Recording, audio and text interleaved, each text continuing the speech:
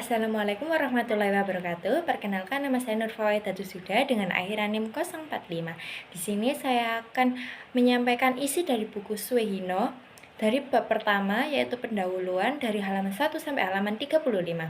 Pertama-tama, kalau ingin membicarakan suatu ilmu, haruslah mengerti terlebih dahulu objeknya, lalu luas lapangan pembicaraannya. Yang demikian ini supaya dapat memusatkan perhatian pada objeknya. Dalam buku ini yang akan dibicarakan adalah ilmu negara. Ilmu negara adalah ilmu yang menyelidiki atau membicarakan negara. Ini telah nyata ditunjukkan oleh nama itu sendiri, tetapi sebetulnya ilmu yang membicarakan negara itu bukan hanya ilmu negara saja. Oleh karena itu, ilmu negara itu masih ada ilmu-ilmu lainnya yang juga membicarakan negara.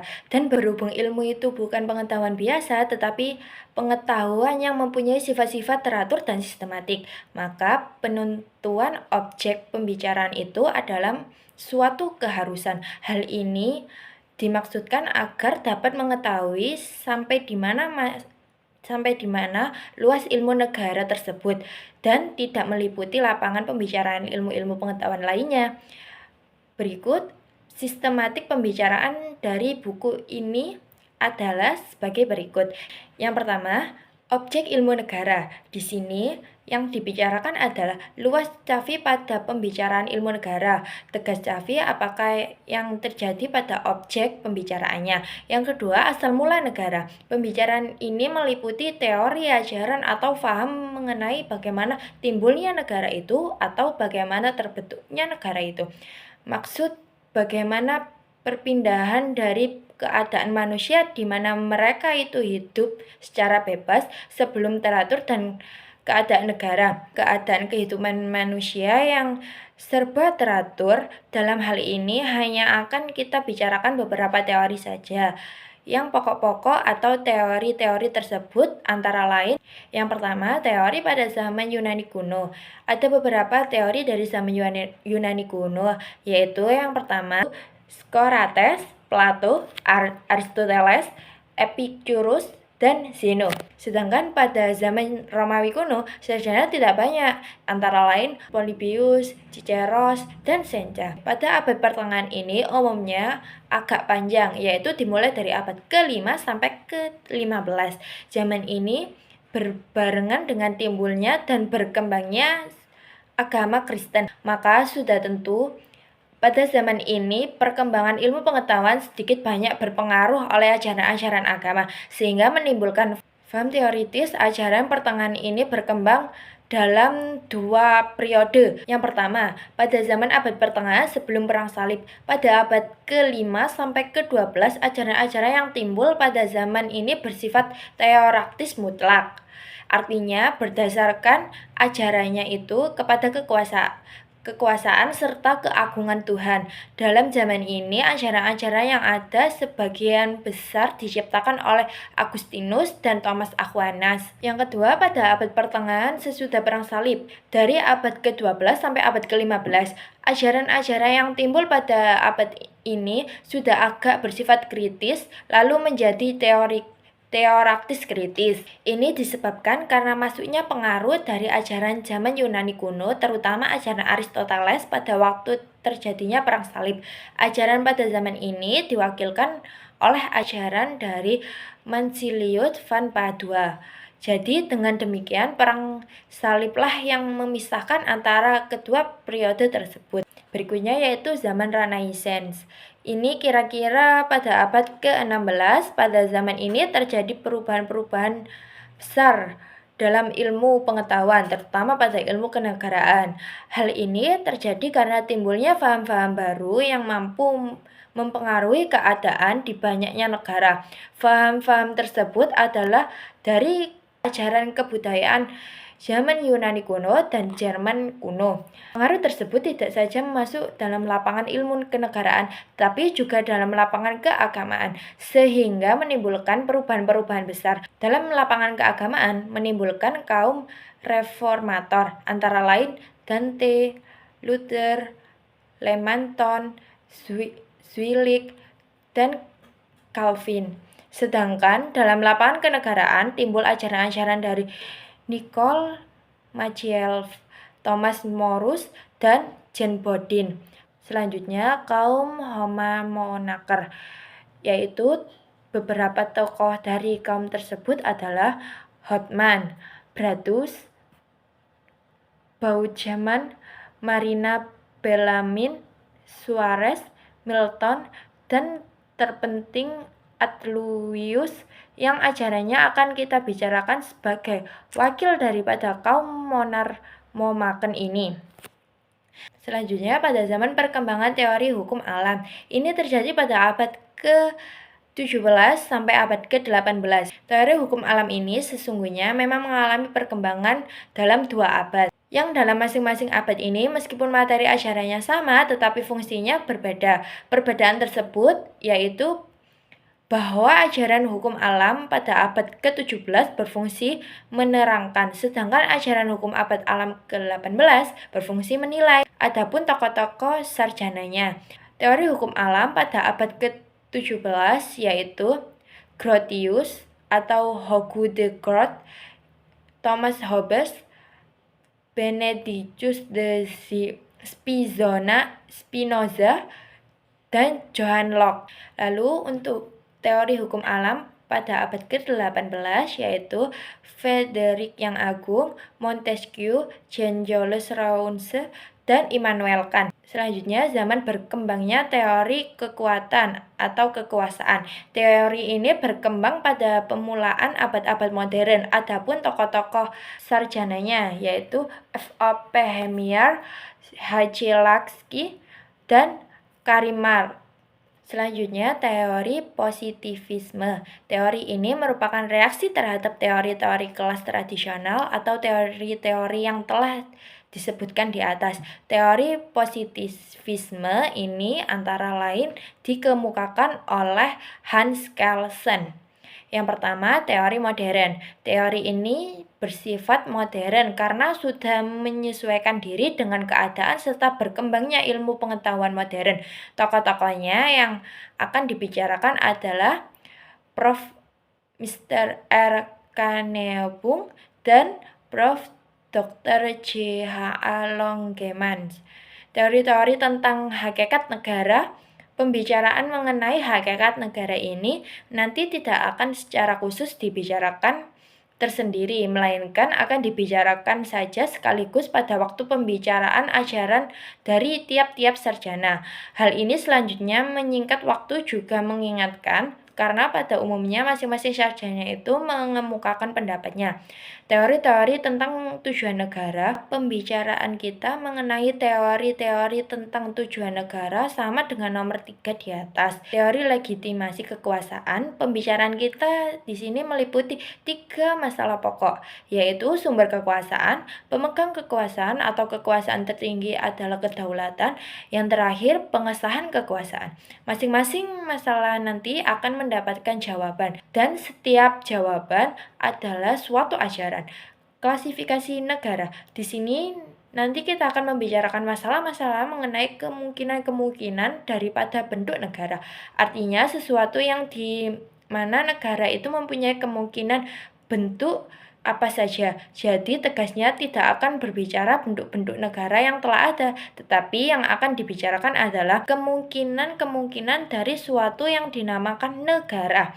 Jadi lebih tegasnya lagi bahwa yang akan dibicarakan adalah ajaran-ajaran, yaitu ajaran-ajaran mengenai klasifikasi negara, di mana nanti akan ditemukan ajaran-ajaran yang bersifat klasik, tradisional, dan ajaran-ajaran yang bersifat modern.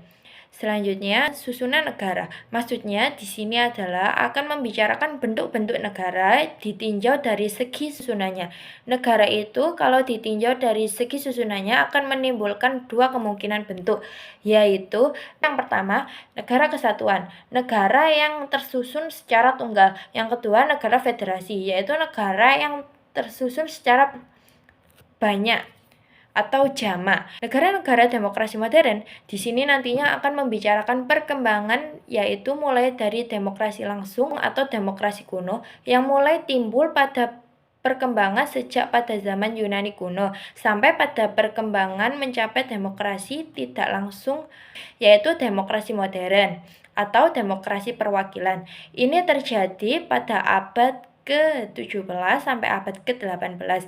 Maka dalam hal ini nanti akan erat hubungannya dengan ajaran-ajaran dari para sarjana hukum alam, terutama ajaran Montesquieu yaitu Trias Politica. Karena ajaran inilah yang justru akan menentukan tipe daripada demokrasi modern, dan ajaran Rousseau yaitu kedaulatan rakyat yang justru tidak akan dipisahkan dengan demokrasi. Negara autokrasi modern. Negara ini sering disebut dengan negara sistem satu partai. Negara autokrasi dalam pengertiannya yang asli atau kuno, praktis dewasa ini dapat dikatakan sudah tidak ada, sedangkan pada beberapa abad yang lampau yang mungkin sisanya masih ditemukan dewasa ini adalah yang disebut autokrasi modern. Ini pun sifatnya agak samar-samar karena negara autokrasi modern ini dalam perkembangannya pada zaman modern mengkamuflir dirinya sedemikian rupa sehingga sepintas lalu dari segi luarnya kita melihat negara tersebut seakan-akan negara demokrasi modern. Maka dari itu perlu dibicarakan perbandingan antara kedua negara tersebut. Sebab selain apa yang telah disebutkan di atas, memang antara kedua negara itu mempunyai perbedaan yang sangat besar, terutama perbedaan mengenai pandangan tentang hakikat serta tujuan negara. Pada suatu autokrasi modern, bagaimana juga tidak dapat melepaskan pandangan hidupnya, yaitu bahwa tujuan terakhir adalah penghimpunan kekuasaan sebesar mungkin pada tata negara. Maka perlu juga dibicarakan masalah pemberantasan kekuasaan yang timbul dari padanya.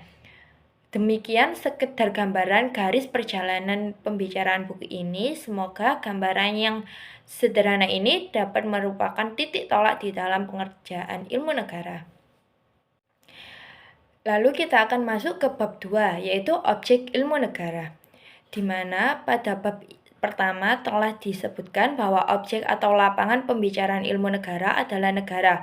Penyebutan ini sebetulnya adalah baru sepintas kilas saja sesuai dengan nama ilmu yang kita bicarakan. Tetapi kalau kita memperhatikan betul-betul, sesungguhnya ilmu yang membicarakan negara itu tidak saja ilmu negara, melainkan masih banyak ilmu-ilmu lainnya yang juga membicarakan negara. Oleh karena itu, dalam menemukan objek ilmu negara ini, pertama-tama kita harus mengetahui terlebih dahulu ilmu-ilmu manakah yang mempunyai hubungan erat dengan ilmu negara. Bertahan dengan objeknya itu. Tentu dalam penentuan hubungan ini kita harus berpedoman kurikulum yang dilaksanakan pada fakultas hukum kita, yaitu Fakultas Hukum Universitas Gadjah Mada.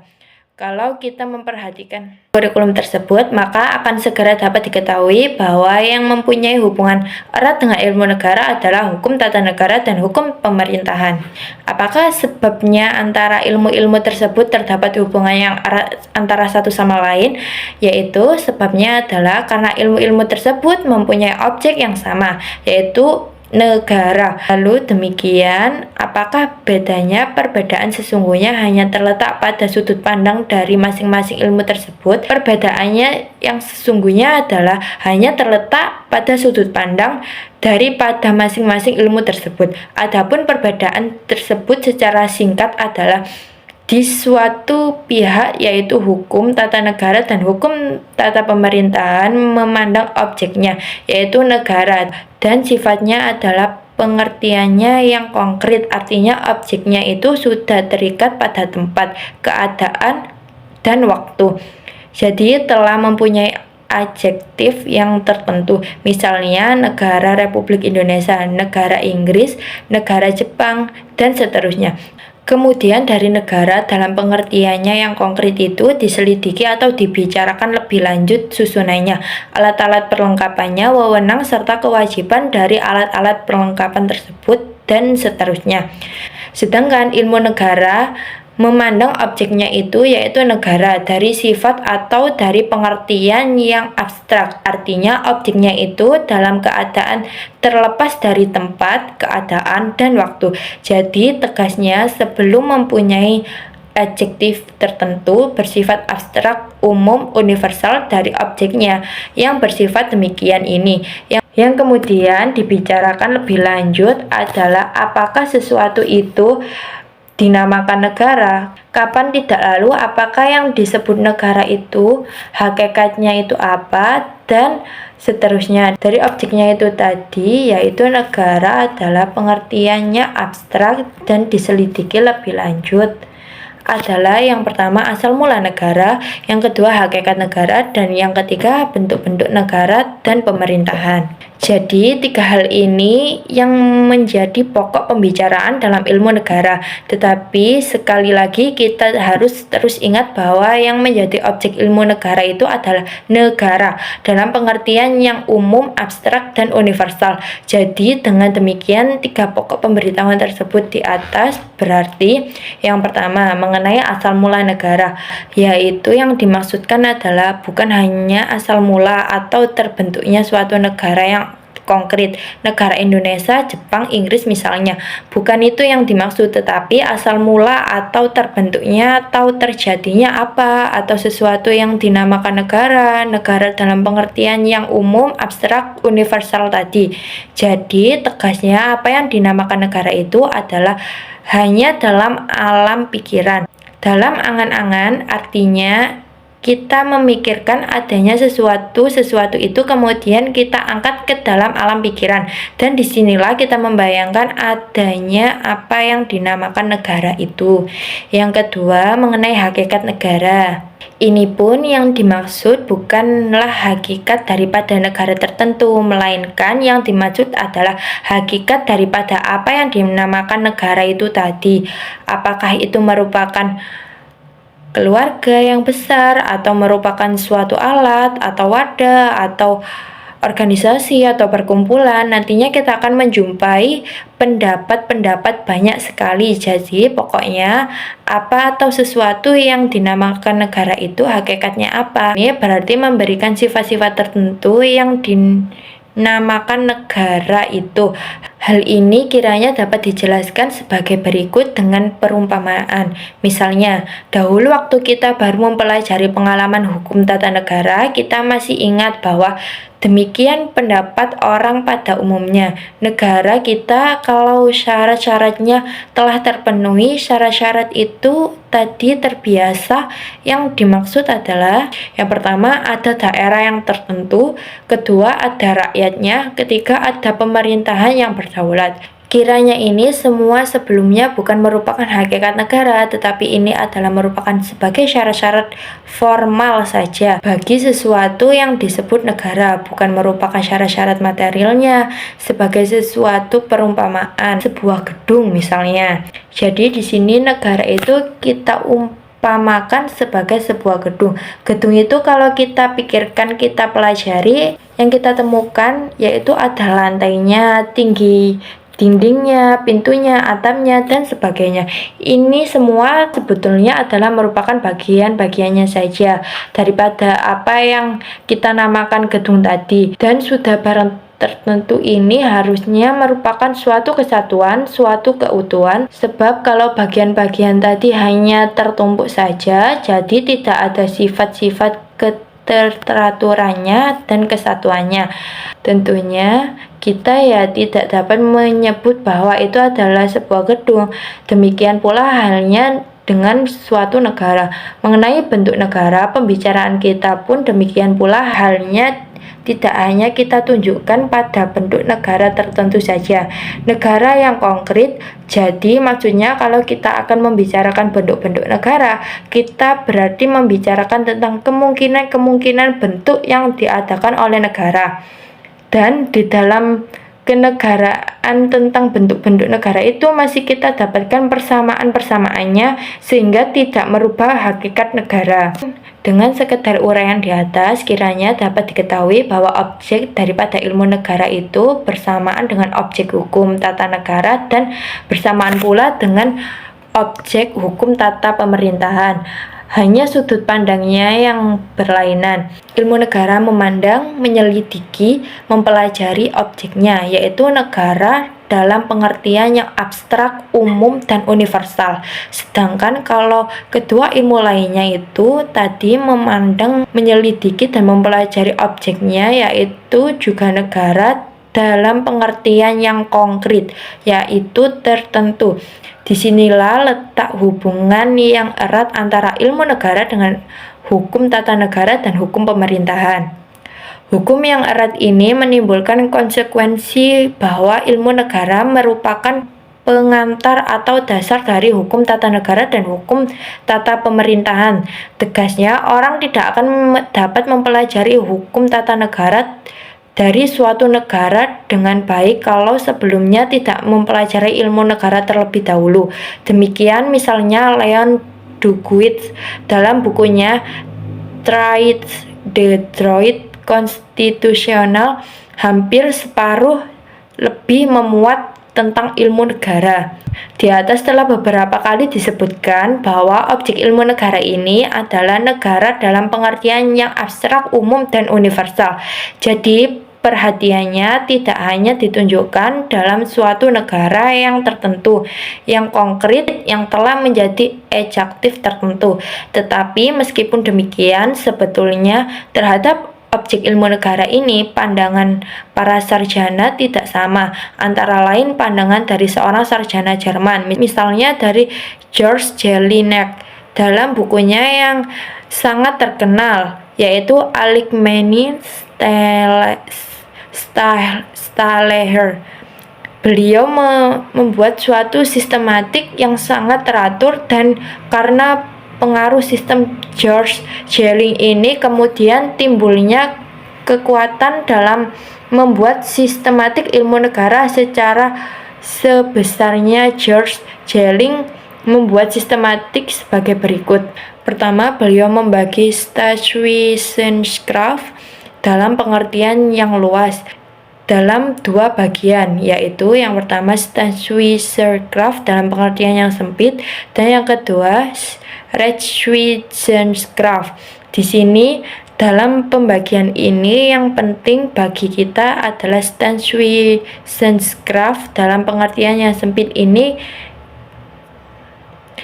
kiranya dapat disalin dengan ilmu kenegaraan. Kemudian Staatswissenschaft dalam pengertian yang sempit ini dibagi lagi dalam dua bagian, yaitu Geneesstaatsleer atau ilmu negara umum. Yang kedua, Besonderstaatsleer atau ilmu negara khusus. Kemudian Algemeentestaatsleer ini masih dibagi lagi dalam dua bagian, yaitu Algemeine Sociale Staatsleer. Ini menyelidiki negara sebagai gejala sosial dan dapat disamakan misalnya dengan perkumpulan-perkumpulan sosial. Jadi pokok tekanan pada sifat sosial dari negara itu. Yang kedua, Allgemeinstaatsrecht ini menyelidiki negara dari segi yuridis, sedangkan Besonderstaatsleer dibagi dalam dua bagian, yaitu Individualstaatsleer ini menyelidiki ditunjukkan kepada suatu negara yang tentu, yang konkret. Jadi misalnya negara Indonesia, negara Inggris, dan sebagainya. Kemudian dari negara yang tertentu ini yang dipelajari lebih lanjut ialah lembaga-lembaga kenegaraannya, dan kemudian dari lembaga dalam pengertian yang umum ini dipelajari lebih lanjut, yaitu suatu lembaga kenegaraan yang khusus atau spesial, misalnya mempelajari badan perwakilannya. Maka kalau kita akan membandingkan antara ilmu negara yang individual dengan ilmu negara yang spesial, yang dua-duanya itu sifatnya adalah khusus, adalah bahwa kalau ilmu negara yang individual, yang khusus, itu adalah negara, jadi negaranya itulah yang tertentu, yang khusus. Sedangkan kalau ilmu negara yang spesial, yang khusus itu adalah lembaga kenegaraan yang diselidiki itu. Sebagai contoh, misalnya kalau kita mempelajari badan perwakilannya, kedudukan kepala negaranya, dan sebagai contoh, misalnya kalau kita mempelajari badan perwakilannya, kedudukan kepala negaranya, dan sebagainya dari negara Indonesia, maka ini adalah termasuk ilmu negara yang individual. Tetapi kalau kita mempelajari badan perwakilan dari negara-negara Indonesia, Inggris, Amerika Serikat, Swiss, Jerman, dan Jepang misalnya, maka itu termasuk ilmu negara spesial. Sekarang, bagaimana kalau sistematik George Jelling tersebut di atas kita terapkan pada kurikulum yang kita laksanakan di sini, Fakultas Hukum Universitas Gadjah Mada. Dalam kurikulum ini, seperti telah disebutkan, dikenal dengan ilmu-ilmu yang berobjek negara, yaitu ilmu negara, hukum tata negara, dan hukum tata pemerintahan. Dalam hal ini yang harus kita perhatikan yang pertama-tama ialah perbedaan antara jenis yang berdiri sendiri, yaitu ilmu negara, di suatu pihak, yang kedua ilmunya yang ada persamaannya, yaitu ilmu negara tentang ilmu yang ada kata-kata hukumnya tadi. Dengan demikian, maka kalau kita melihat yang kedua tadi, yaitu hukum tata negara, hukum tata pemerintahan, sifatnya akan lebih mendekati ke ilmu negara yang individualis dalam sistematik George Jelling. Dalam arti bahwa yang diselidiki atau yang dipelajari ini bukan negara dalam pengertian yang umum, tetapi menyelidiki itu ditunjukkan kepada negara yang tertentu.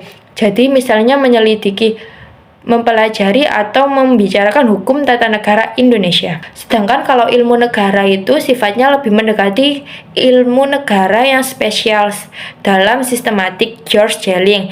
Dalam arti bahwa yang menyelidiki, yang mempelajari atau yang membicarakan adalah negara dalam pengertian yang umum. Jadi pertama-tama harus mengetahui terlebih dahulu apa yang dinamakan negara itu, hakikatnya apa, dan bagaimana terjadinya negara itu.